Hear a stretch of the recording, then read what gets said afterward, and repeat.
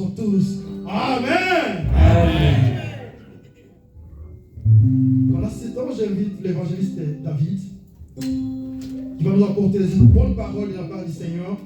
Et pendant qu'il s'élève, nous acclamons le Seigneur.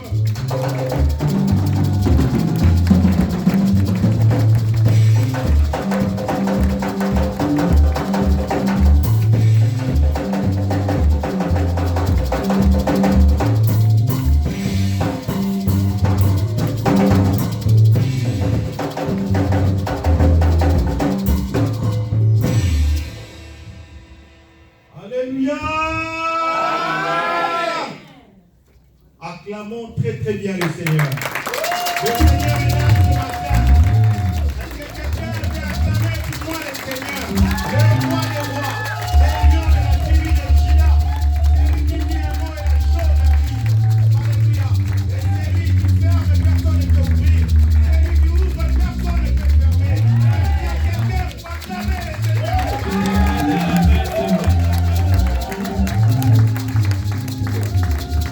Que Dieu te bénisse, ma soeur. Que Dieu te bénisse, ma soeur. Amen. Que Dieu te bénisse, papa. Amen. Que Dieu te bénisse, maman. Amen. Que Dieu te bénisse, enfant, fille, garçon, là où tu es. Que Dieu soit glorifié. Amen. Alléluia. Amen. Nous nous mettons bien dans le Seigneur. Je suis dans la joie ce matin. Une joie immense d'annoncer la parole de Dieu dans ta vie. Nous allons sans plus tarder ouvrir nos Bibles dans un livre pas comme les autres. Nous allons lire ce matin dans Apocalypse. Il y a ton voisin Apocalypse. Apocalypse. Révélation. Nous allons lire ce matin dans Apocalypse au chapitre 3e. Apocalypse au chapitre 3e à partir du verset 7e jusqu'au verset 13e. Bien-aimé, le Seigneur a prévu une bonne parole pour toi. Parce qu'après une semaine laborieuse, peut-être que vous avez été déçus par-ci ou par-là, je ne sais pas. Peut-être que vous étiez même froissés, fâchés même. Mais ce matin, le Seigneur a une bonne parole pour toi. Amen. Nous sommes dans Apocalypse chapitre 3e, verset 7 à 13. Nous allons lire au nom de Jésus. Amen. Écrit à l'ange de l'église de Philadelphie. Voici ce que dit le Saint, le véritable. C'est lui qui a la clé de David. C'est lui qui ouvre et personne ne le fermera. Amen. C'est lui qui ferme et personne n'ouvrira. Amen. Je connais tes œuvres, verset 8. Voici, j'ai mis devant toi une porte ouverte que nul ne peut fermer. Dis à ton voisin, j'ai mis devant toi une porte ouverte. J'ai mis devant toi une porte ouverte que nul ne peut fermer. Parce que tu as peu de puissance, que tu as gardé ma parole et que tu n'as pas renié mon nom. Voici, je te livrerai des gens de la synagogue de Satan, qui se disent juifs et qui ne le sont pas, car ils mentent. Voici, je le ferai venir se prosterner à tes pieds et reconnaître que je t'ai aimé. Parce que tu as gardé la parole de la persévérance en moi, je te garderai moi aussi de l'heure de l'épreuve qui va venir sur le monde entier pour éprouver les habitants de la terre. Verset 11. Je viens bientôt, tiens ferme ce que tu as afin que personne ne prenne ta couronne. Amen. Du vainqueur, je ferai une colonne dans le temple de mon Dieu et il n'en sortira plus. J'écrirai sur lui le nom de mon Dieu et celui de la ville de mon Dieu, la nouvelle Jérusalem qui descend du ciel d'auprès de mon Dieu, ainsi que mon nom nouveau. Que celui qui a des oreilles écoute ce que l'Esprit dit aux églises. Père éternel, Je me présente dans ces lieux comme un serviteur inutile, Seigneur. Juste un canal, ô Dieu, que tu utilises pour bénir ton peuple. Remplis-moi d'onction et de puissance, Seigneur. Que je manque, afin que ton peuple soit abrévé. Dans le nom puissant de Jésus, j'ai prié. Amen. Amen. Bien-aimés, le thème que nous allons exploiter ce matin est intitulé « J'ai mis devant toi une porte ouverte ». J'ai mis devant toi une porte ouverte. Le Seigneur, alors que je cherchais le message pour ce matin, le Seigneur m'a amené dans Apocalypse. Et voici, je me trouvais dans ce verset-là. J'ai dit, Seigneur, qu'est-ce que je vais dire? Et il m'a mis la parole dans le cœur. Cette parole sortira ce matin de ma bouche. Sans plus tarder, je vais définir un concept. Quand nous regardons le thème « J'ai mis devant toi une porte ouverte », ce thème paraît simple. Ça paraît compréhensible. Mais parfois, bien aimé, il faut entrer dans la profondeur du mot. Je vais définir avec vous ce matin le mot « porte ». Amen. Amen. Parce que c'est des mots qu'il s'agit. C'est les mots clés de ces passages, de ces thèmes. J'ai mis devant toi une porte ouverte. Mais qu'est-ce qu'une porte? C'est quoi une porte? Qu'est-ce qu'une porte vient faire dans la parole de Dieu? Définition. Une porte, peut-être que vous le savez, mais vous allez encore vous rappeler. La porte, premièrement, c'est une ouverture battante dans un mur qui permet d'entrer et de sortir d'un endroit. Alléluia. Amen. Est-ce que tu connaissais cette définition? La porte, c'est une ouverture battante comme celle-là dans un mur qui permet d'entrer et qui permet de sortir. Deuxième définition. La porte est une ouverture permettant le passage dans l'enceinte d'une ville. Donc la porte, ce n'est pas seulement l'apanage des maisons. Il y a aussi des portes dans les villes. Alléluia. Amen. Ouverture permettant le passage dans l'enceinte d'une ville. Accès à une ville souvent fortifiée et défendue dans une muraille. Si nous allons dans le Moyen-Âge, même dans l'Antiquité, il y avait des villes fortifiées. Il y avait des villes clôturées. Et ces villes étaient défendues et gardées, sécurisées. Et il y avait une porte à l'entrée de cette ville. Pour accéder dans cette ville, il fallait passer par ces passages. Même si ces passages n'avaient pas forcément un bâton en fer ou, c'est pas moi, en bois. Mais c'est ça une porte. Un passage peut être appelé aussi porte. Laissez-moi vous dire ce matin qu'une frontière, c'est aussi une porte. Alléluia. Amen. Tout le monde est aux États-Unis aujourd'hui. Mais pour entrer aux États-Unis, ce n'est pas facile. Alléluia. Il faut avoir un visa. Et quand tu arrives, même si tu descends de l'avion, tu n'es pas encore entré dans la ville. Tu es encore dans une zone internationale. Si on t'accepte, on accepte les documents que vous avez, c'est alors que vous allez franchir la porte. Mais ce matin, il s'agit d'une porte ouverte.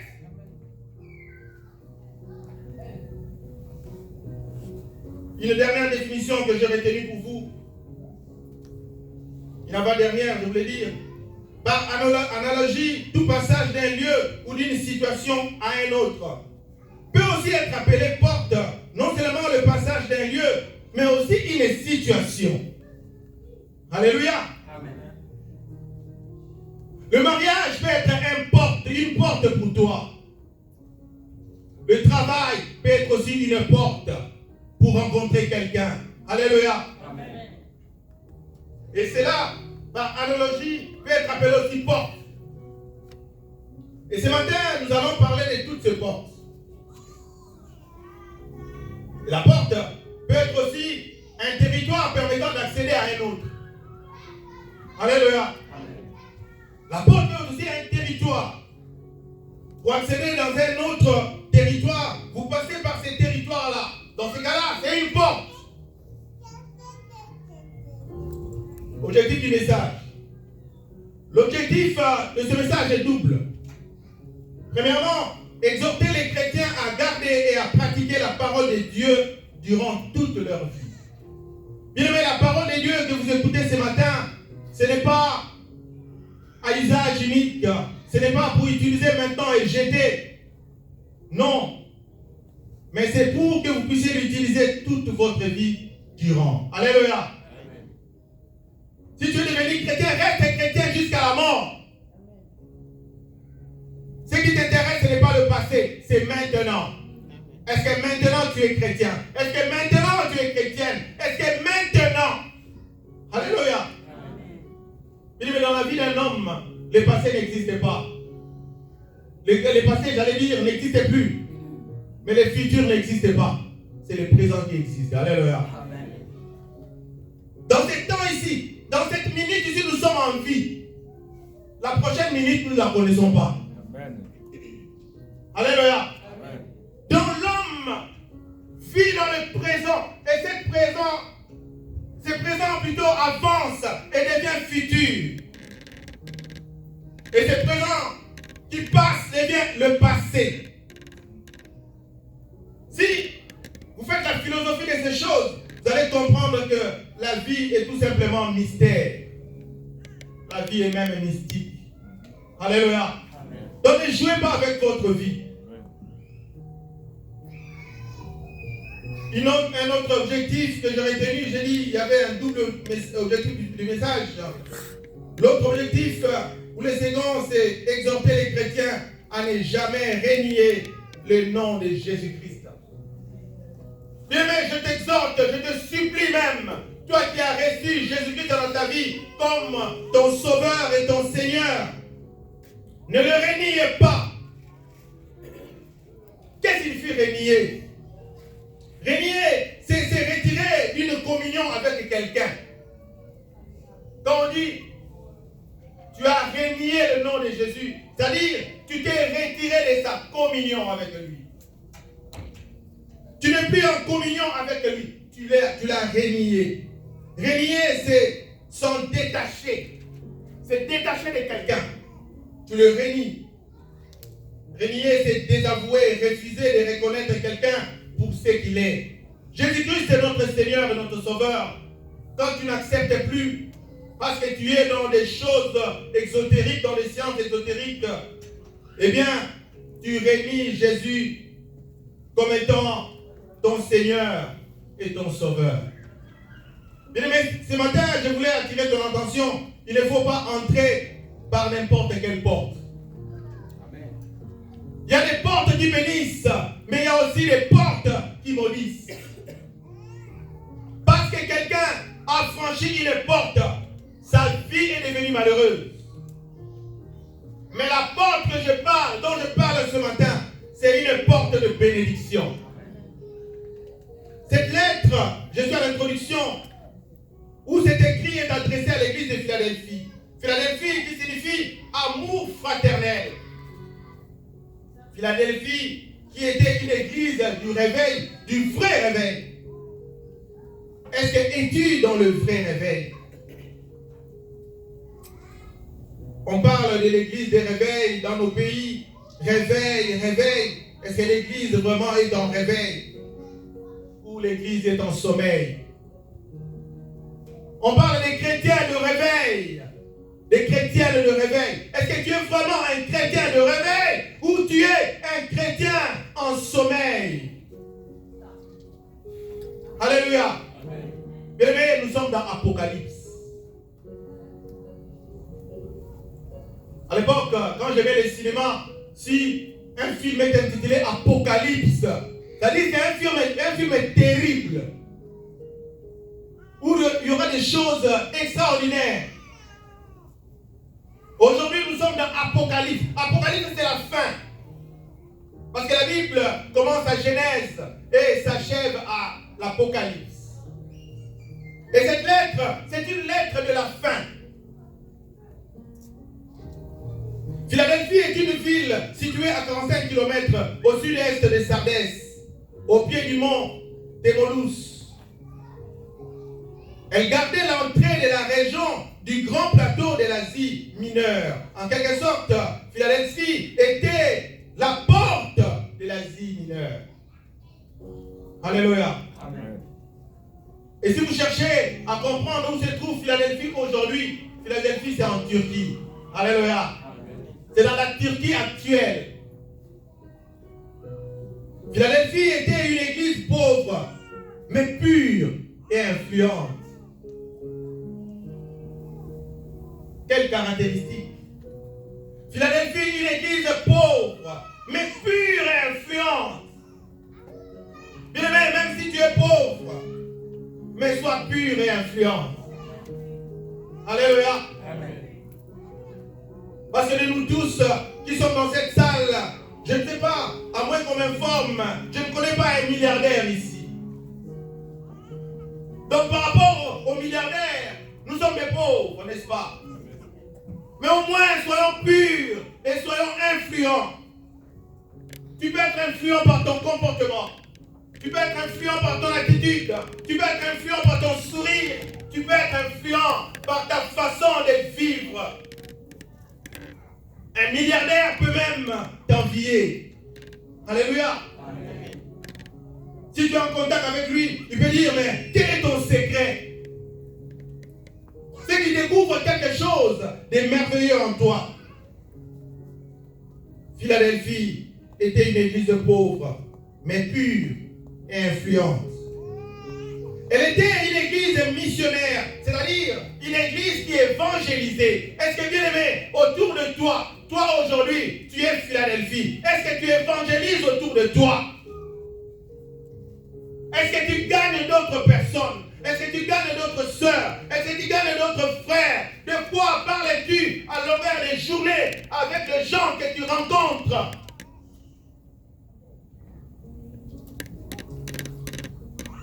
Si je vais à Kisenso, je verrai un jeune homme qui n'a qu'un seul pantalon et qui a des babouches aux pieds, mais qui a sa Bible à la main et qui évangélise.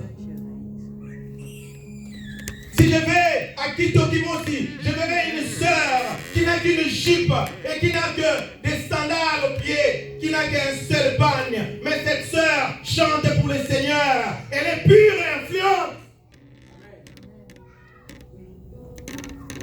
Si je vais à Malueka, je verrai une maman veuve.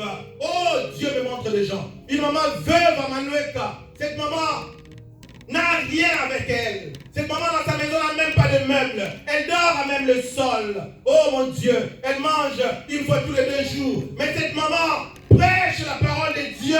Elle est pure et elle est influente. Être un enfant de Dieu, ce n'est pas une affaire de richesse.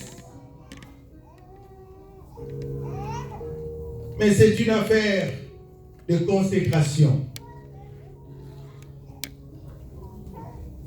La ville de Philadelphie était détruite en l'an 17 après Jésus-Christ par un tremblement de terre.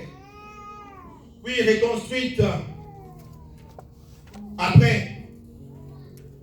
4 choses à savoir sur l'église de Philadelphie. Première chose. Dieu a dit de Philadelphie, je connais tes œuvres. Bien aimé, un jour, tu vas te présenter devant Dieu seul avec tes œuvres. Un jour. On va parler d'un médecin américain. Ce médecin a fait 43 ans de service. Il travaillait aux urgences. Et durant 43 ans, ce médecin avait remarqué une chose. Chaque fois que quelqu'un rendait l'âme, ce médecin ne priait pas. Et chaque fois que quelqu'un rendait l'âme, c'est-à-dire que quelqu'un mourait, il prononçait le nom de Dieu. Alléluia. Ce médecin était païen. Il était athée même. Il ne croyait pas en Dieu. Mais il travaillait aux urgences. Aux urgences, il y a des gens qui meurent comme, c'est pas moi, des petits pains. Mais chaque fois que quelqu'un mourait, il prononçait le nom de Dieu. Ah, il part. Après, on amène encore des gens, des accidentés, des gens très malades. Ceux qui sont guéris, mais ceux qui meurent, oh Dieu, il part. D'autres calmement, oh mon Dieu, reçois-moi dans ta présence. Il part. Alors, ce médecin s'est posé une question. Il a dit, mais pourquoi toutes les personnes que je vois avant de mourir, ils prononcent le nom de Dieu? Moi, je ne connais pas Dieu. Heureusement pour ce médecin, il s'est mis à chercher Dieu. Alléluia. Il est devenu même un serviteur de Dieu. Parce qu'il a dit non, le jour que moi je mourrai, j'aimerais que je prononce bien ce nom-là. Bien aimé, parce que tu es né, tu mourras. Parce que je suis né, je mourrai. Mais les drames, c'est quoi? Tu ne connais ni l'heure, ni le jour. Alléluia. Tu ne connais ni l'heure, ni le jour. Il y a des soulards qui se moquent quand on dit Jésus revient bientôt. Ils disent à bientôt on peut se ouvrir là. À bientôt maintenant la calane il y a la haute. Et bien bientôt. Eh bien mais je voudrais te dire ce matin, si le bientôt du Seigneur traîne, c'est parce que le Seigneur attend que son église devienne pure et influente. C'est parce que Jésus dit, attends, la dernière personne qui doit entrer dans l'arche. Les gens sont en train de venir, les gens sont en train d'entrer dans l'arche, et Jésus attend. Il y aura un moment où la trompette va sonner. Bien aimé, quand un Américain, il est l'heure, il dit sorry, c'est sorry. Et à plus forte raison Dieu. Dieu qui a créé l'Américain. Sorry, vous allez vous avez vrai sorry.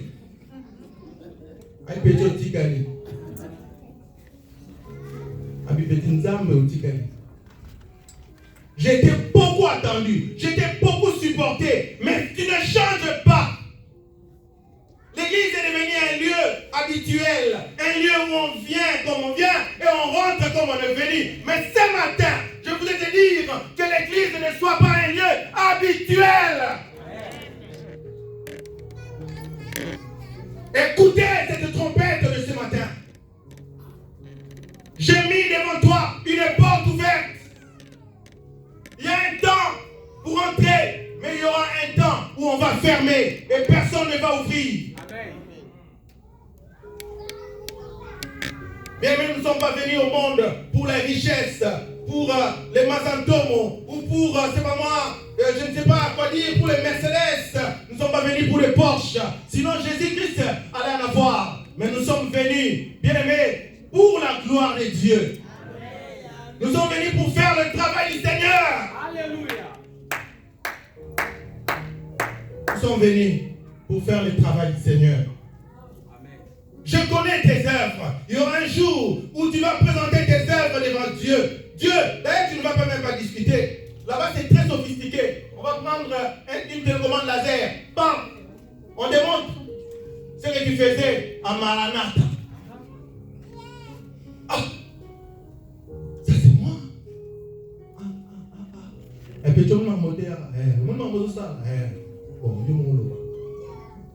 Amen. Dieu ne va pas te juger.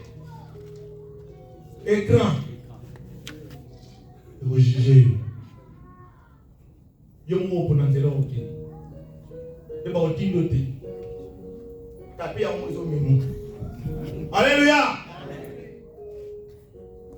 Selon que tu as bien vécu ou tu as mal vécu. Deuxième chose à retenir sur Philadelphie, tu as peur de puissance. Bien aimé, notre Dieu est tout puissant. Amen. Même si nous avons peu de puissance, c'est pas grave. Mais nous prions un Dieu tout puissant. Mais au moins, aie des œuvres. Il y a des gens qui disent, ah mais si je lui donne $20, c'est moi qui commencerai à lui donner chaque jour. Ça, c'est pas ton problème. Toi, donne-lui d'abord. Alléluia. Amen. Parce que Dieu existe. que c'est moi qui vais terminer leur pauvreté? Toi, fais d'abord ce que le Seigneur te dit en ce moment-là. Alléluia. Tu as peu de puissance, c'est pas grave, mais ton Dieu est tout puissant. Troisième chose à retenir sur Philadelphie, tu as gardé ma parole. Oh, merveilleux. Bien-aimé, Philadelphie a gardé la parole de Dieu. Bien-aimé, je te prie de garder la parole de Dieu. Garder la parole de Dieu, c'est craindre Dieu. Garder la parole de Dieu, c'est marcher conformément à la parole de Dieu. Tu as gardé ma parole. Est-ce que nous gardons la parole de Dieu? Est-ce que nous vivons une vie chrétienne épanouie? Est-ce que nous posons des actes qualifiés chrétiens par la Bible? Si tu ne parles pas, si tu ne te présentes pas, est-ce que les gens peuvent dire que tu es chrétien? Bien-aimé, il serait mieux maintenant que même si tu ne parles pas, en regardant seulement ta vie, que les gens disent: ah, mais Tipo, Asabela. Alléluia.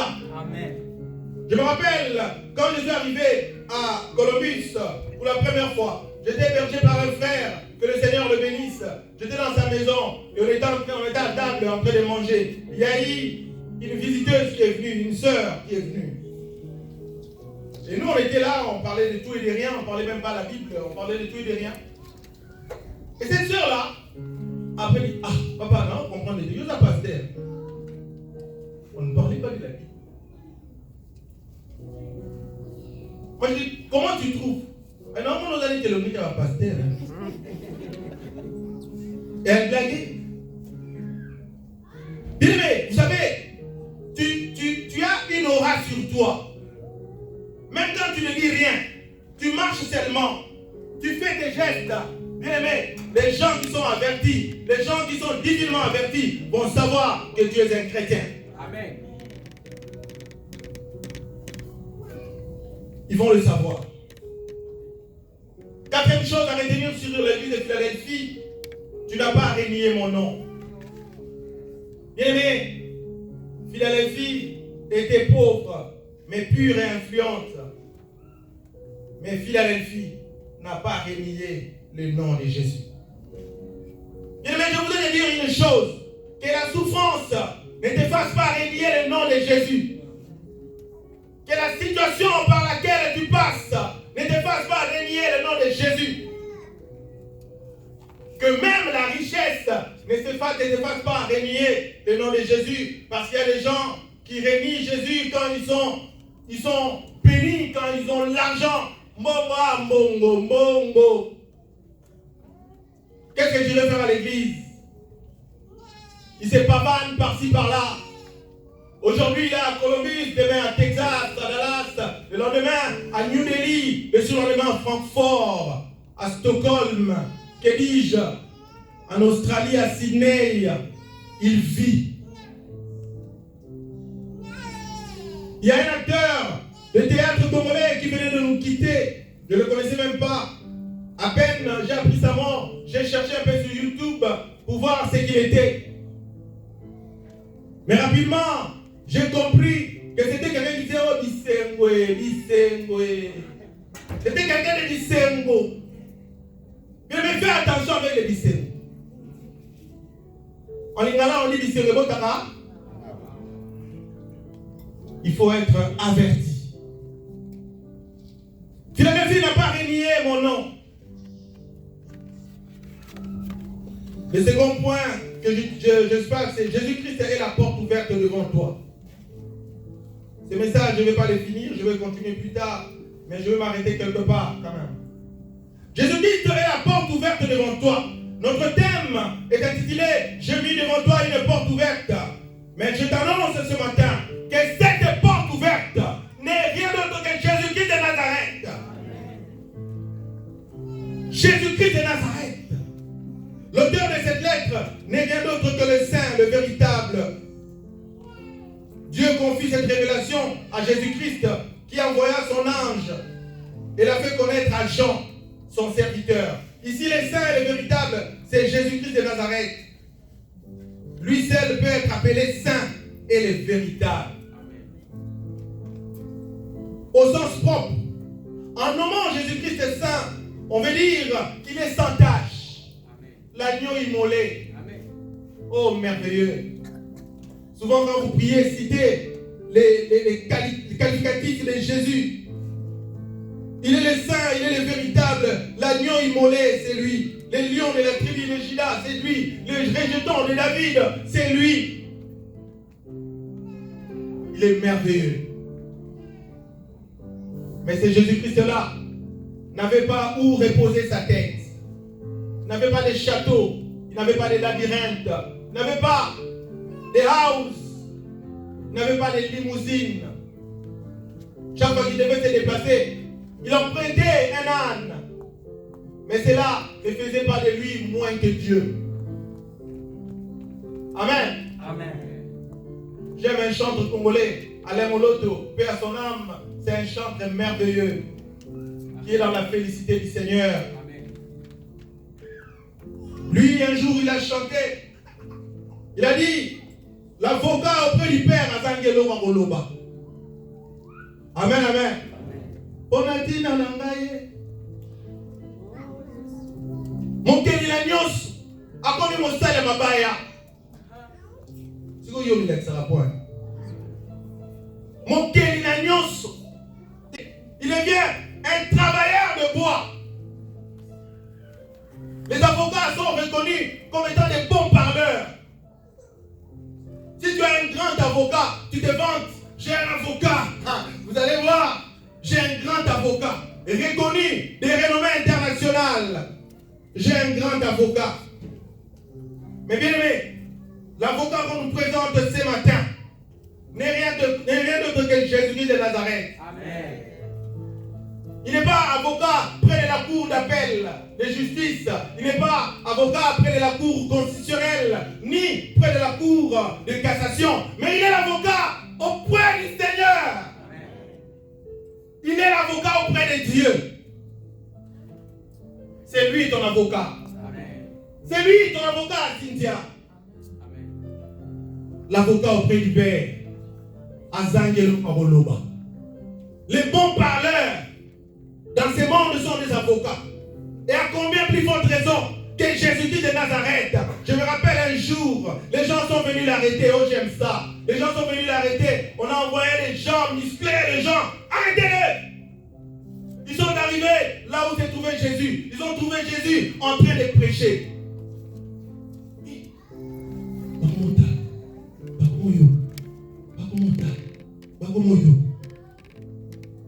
Après, ils n'ont pas pu mettre la main sur Jésus.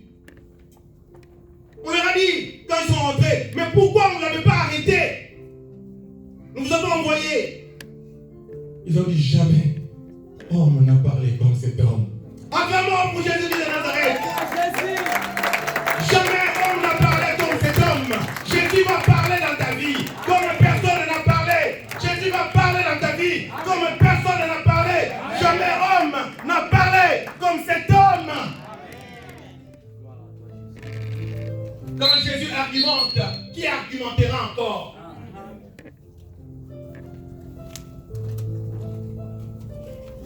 Quand Jésus ouvrira les livres, qui ouvrira les livres? La Bible dit toujours dans l'Apocalypse, personne, Jean était malheureux parce que personne n'était digne d'ouvrir les livres. Bien aimé, toi et moi ne sommes pas dignes. Je suis devant vous par la grâce de Dieu. Amen. Je ne suis pas digne. Je ne suis pas digne. Personne n'était digne, bien aimé. Personne n'était digne d'ouvrir les livres et d'en déceler les sceaux. Mais c'est Jésus-Christ de Nazareth.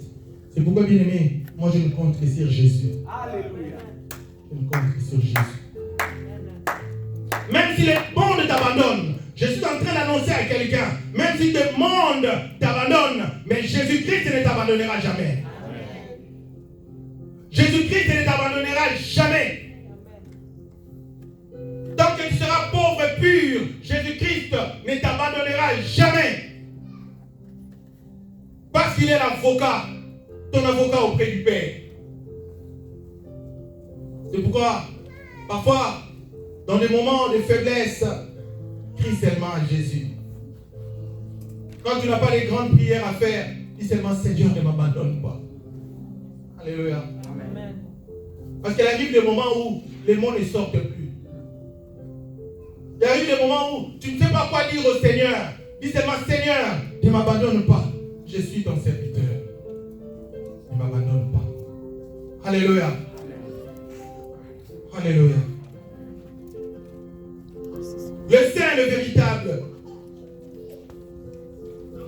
Il est l'agneau immolé. Il est aussi le véritable, c'est-à-dire, il dit toujours la vérité. Et il est aussi la vérité, car la Bible dit, Jean 14, verset 6, Jean 14, 6, la Bible dit, Jésus lui dit, il s'adressa à Thomas, il dit, je suis le chemin, la vérité et la vie. Nul ne vient au Père que par moi.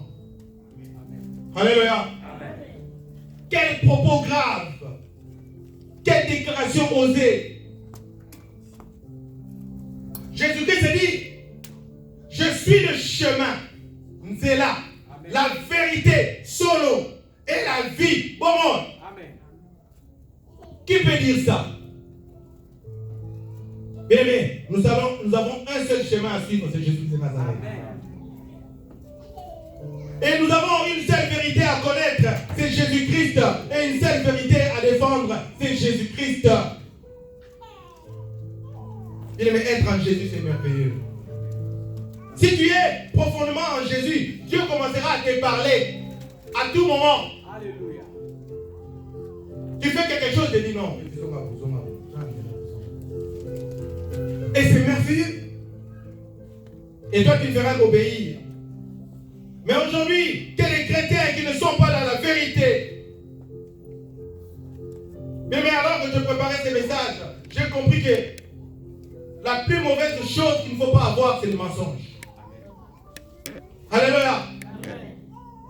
Vous qui avez la grâce d'écouter cette parole ce matin, arrêtez les mensonges. Un enfant de Dieu ne ment pas. Quand tu commences à mentir, tu deviens l'enfant de l'autre. Jésus a dit, vous avez pour père les diables. Parce que lui, il est le père de mensonges. Il ne faut pas mentir.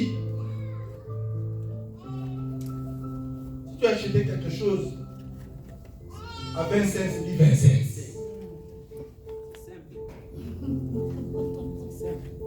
Si tu as acheté une montre à 10 $, dis 10 $.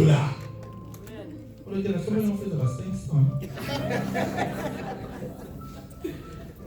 Mensonge. Et nous, chrétiens, africains et congolais en particulier, il y a une chose que le Seigneur m'a montré qui nous tue.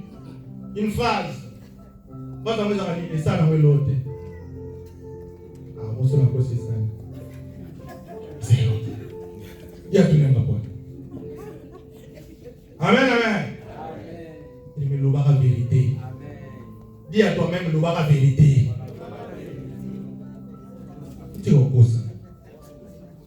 Tu vas lui quitter le Dieu de la quitter. Comme ça, nous avons $1000. Alléluia. La vérité. Jésus-Christ est le chemin, la vérité et la vie.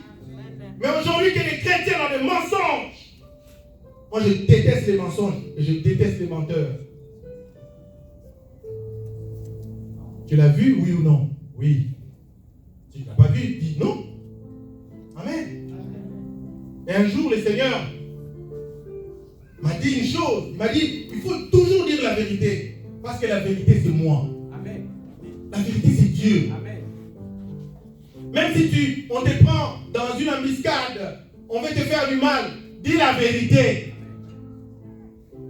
Et comme la vérité, c'est Dieu, les gens qui vont écouter cette vérité, ils vont écouter Dieu. Papa, tout y gagne, tout y gagne. Mais si tu mens, on peut te faire du mal.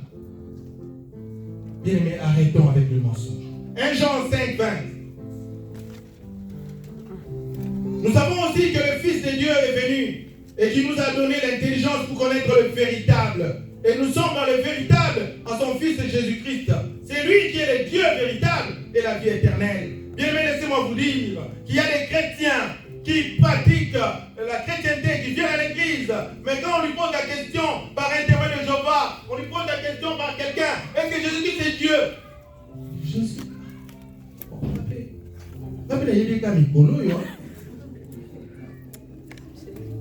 Alléluia. Bien-aimés, si on vous pose la question, si Jésus-Christ est Dieu, montrez à cette personne ces passages. 1 Jean, notez ça dans vos carnets. 1 Jean 5, 20. La Bible dit, nous savons aussi que le Fils de Dieu est venu et qui nous a montré, qui nous a donné l'intelligence pour connaître le véritable. Et nous sommes dans le véritable en son Fils Jésus-Christ. Amen. Amen. Qui vous a dit que la parole de Dieu était facile? Pour comprendre la parole de Dieu, il faut avoir l'esprit de Dieu. Amen. Il faut avoir l'intelligence de Dieu. Amen. Ce n'est pas parce que tu es docteur en lettres que tu veux prêcher la parole de Dieu, non. Il faut que le Seigneur te révèle. Bien aimé, je vous jure, parfois les choses que j'écris, je les reçois avant d'écrire. Le Seigneur m'explique de bout en bout avant que je l'écrive. Et parfois les pasteurs m'appellent. Il dit, évangéliste, tu as écrit le message? Moi je dis oui, je l'ai, mais je ne l'ai pas encore écrit. Le Seigneur donne le message. Et l'écriture vient après. Jésus-Christ est la porte, bien-aimé. En plus, l'on nous dit, c'est lui qui tient la clé de David. La clé, c'est le symbole de l'autorité. Amen. Ésaïe 22, 22. On peut donner Ésaïe 22, 22. Je ne sais pas. Ésaïe 22, 22. Ésaïe 22, laisse-moi lire. Ésaïe 22, 22. La Bible nous dit ceci. Je mettrai sur son épaule la clé de la maison de David. Quand il ouvrira, nul ne fermera. Quand il fermera, nul n'ouvrira. Nous sommes dans l'Ancien Testament. Cela a été déjà dit. Parce que Ésaïe est venu annoncer la venue de Jésus. Amen. Je mettrai sur son épaule la clé de la maison de David. Quand il ouvrira, nul ne fermera. Quand il fermera, nul n'ouvrira. Elle donne accès à la sagesse divine, je veux dire la clé. La clé est le symbole de l'autorité. Jésus-Christ a l'autorité dans ce monde. Dans ce monde visible et invisible. C'est lui qui a l'autorité. C'est pourquoi la Bible dit tout genou fléchit au nom de Jésus. Tout genou fléchit parce qu'il a l'autorité. Quand il vient, tout le monde s'agenouille. C'est pourquoi, bien aimé, j'aime beaucoup prier à genoux. J'aime beaucoup prier à genoux. Quand je diminue, c'est alors que lui s'élève. Amen. Il faut que je diminue, bien aimé.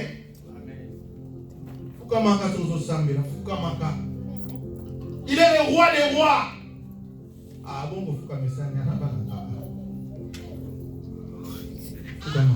Fukamaka. Mets-toi à genoux quand tu pries. L'attitude compte. Amen. Devant une autorité. Amen. Devant une autorité, on ne se tient pas n'importe comment. Quand on nous dit que le président Trump arrive ici, nous allons changer l'attitude. Parce que si tu n'as pas l'attitude, son gars du corps va te faire changer d'attitude.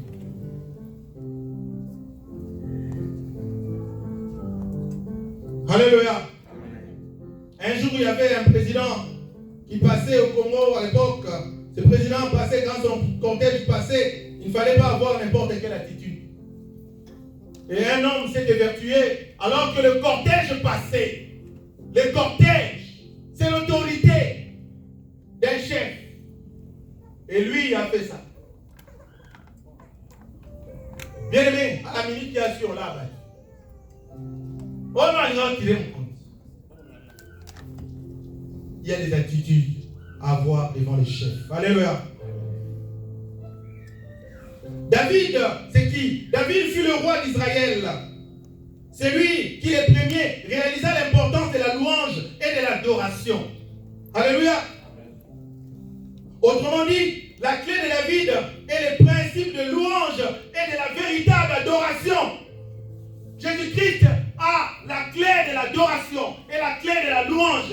Bien-aimés, du groupe d'adoration, amenez-nous dans des cantiques selon la clé de David. Parce que Jésus-Christ qui a la clé de la louange, la clé de l'adoration. Il ne faut pas nous amener dans n'importe quelle louange, dans n'importe quelle adoration. Aujourd'hui même, il y a des danses qu'on peut prendre danse ailleurs, qui se dansent à l'église, bien-aimés. Arrêtons avec ça. David a réalisé le premier, la louange, l'importance de la louange et de l'adoration. Et de la véritable adoration. Bien-aimés, en adorant le Seigneur, quand nous venons ici, adorons très bien Dieu. C'est en adorant le Seigneur qu'on accède au trésor de Dieu. Alléluia. C'est en adorant, c'est en louant.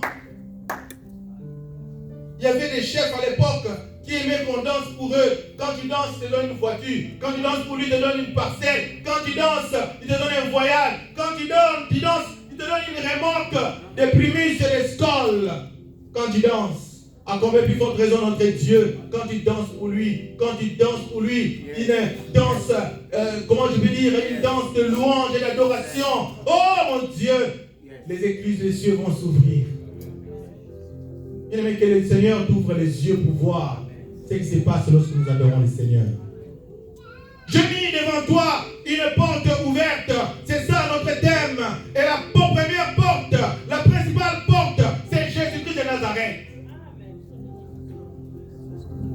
Aussi posséder la clé, c'est avoir la capacité d'ouvrir et avoir l'autorité de fermer. Jésus-Christ est le descendant de David.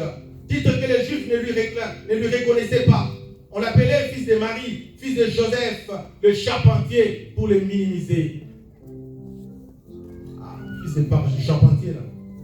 Vous suivez ce qu'il raconte? C'est n'importe quoi.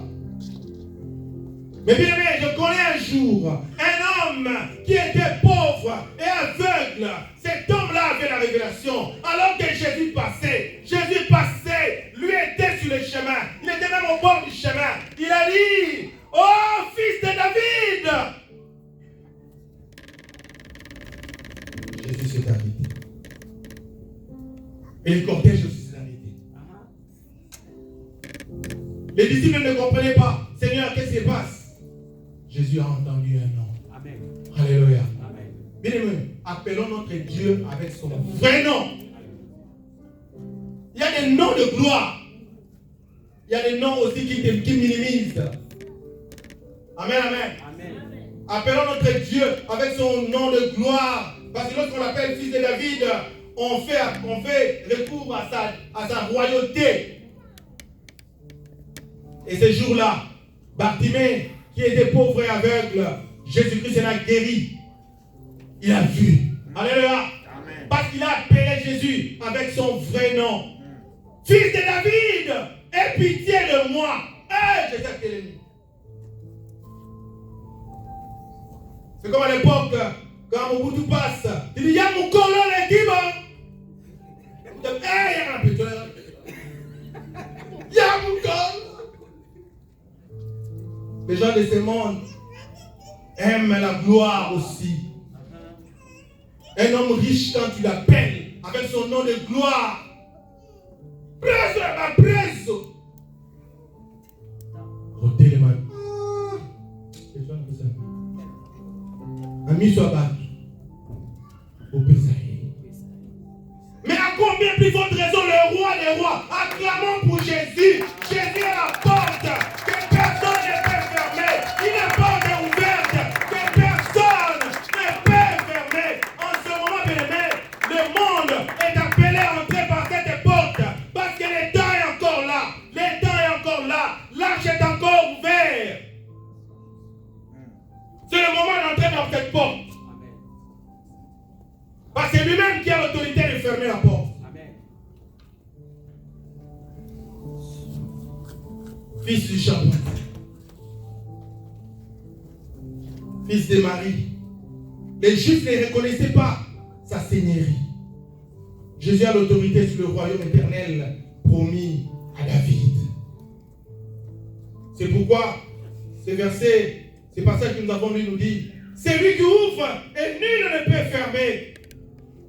Et qui ferme, nul ne peut ouvrir. Bienvenue dans le Seigneur.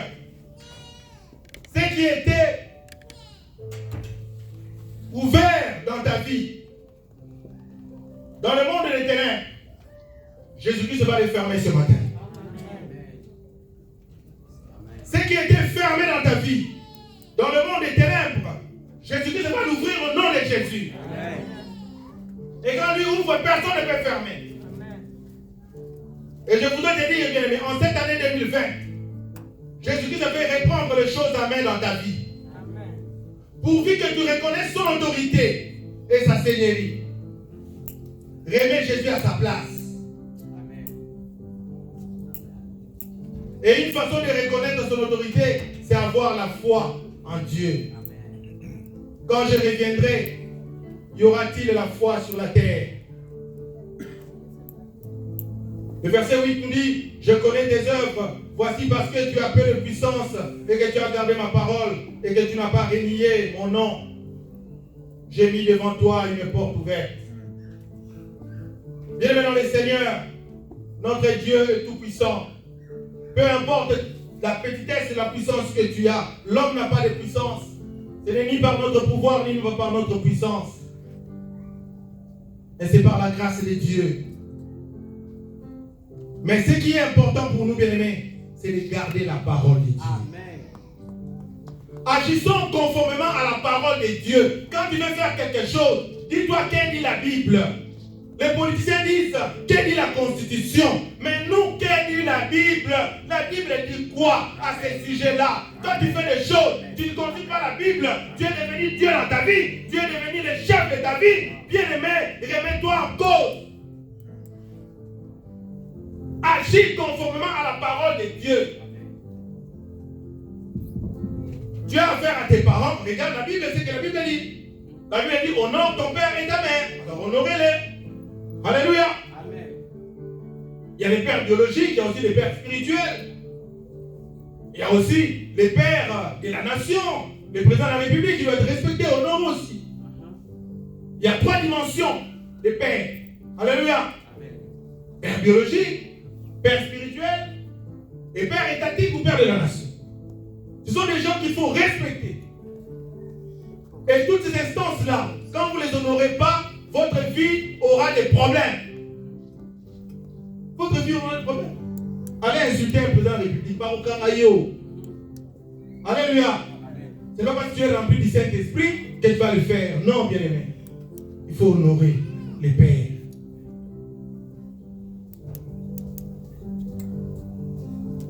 Jésus-Christ est la porte du salut qui est aussi celle du royaume de David. Quand on donne sa vie à Jésus-Christ comme sauveur et Seigneur, on franchit une porte que personne ne peut fermer. Lisons Jean 3, 16 pour terminer. Jean 3, 16.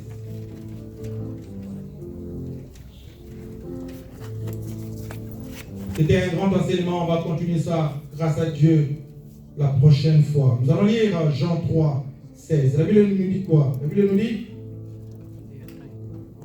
car Dieu a tant aimé le monde qu'il a donné son Fils unique, afin que quiconque croit en lui ne périsse pas, mais qu'il ait la vie éternelle. Jésus-Christ est la porte qui donne à la vie éternelle. Amen.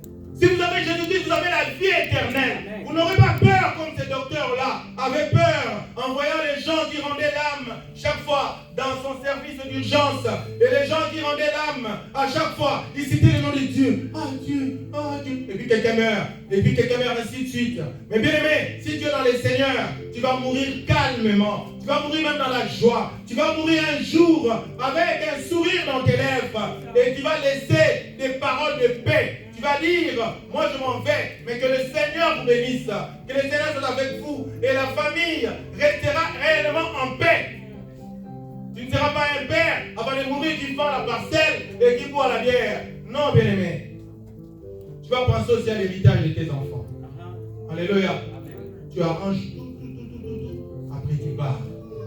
C'est comme ça que meurt un serviteur de Dieu. Jésus-Christ a formé ses disciples. Il les a formés. Il les a menés. Il les a traités durement. Parfois même, il disait, mais comment reste incrédule? Comment on peut pas faire ça? Après avoir fini toute la formation, il a dit, il serait mieux que je m'en aille. Alléluia. Et avant de partir, en tant que père responsable, il a dit, si je pars, je vous enverrai le consolateur, le paraclet, le Saint-Esprit, pour qu'il vous guide. Bien-aimé dans le Seigneur, Dieu nous dit ce matin, j'ai mis devant toi une porte ouverte. Cette porte, c'est Jésus de Nazareth. Es-tu déjà entré par cette porte? Regarde-toi, bien-aimé. Es-tu déjà entré par cette porte? Si oui, gloire à Dieu, mais demeure en Jésus-Christ. Amen. Aie la foi, garde sa parole, ne réunis pas son nom. Comme on a reconnu à l'église de Philadelphie, il n'a pas renié le nom de Jésus. Il n'a pas cassé la communion avec Dieu. Alors, bien-aimé, après ces cultes, je voudrais que tu puisses rentrer vraiment dans l'ordre, que tu puisses prendre une décision ferme, qu'en tout cas, je dois reprendre à vivre ma vie chrétienne comme par le passé. Je dois commencer à vivre conformément à la parole de Dieu. Je dois arrêter d'être un canal de malédiction. Je dois être un canal de bénédiction toujours. Alléluia. Et toi-même aussi, tu es une porte. Mais quel genre de porte tu es? On va voir ça la prochaine fois. Lèvons-nous à prier.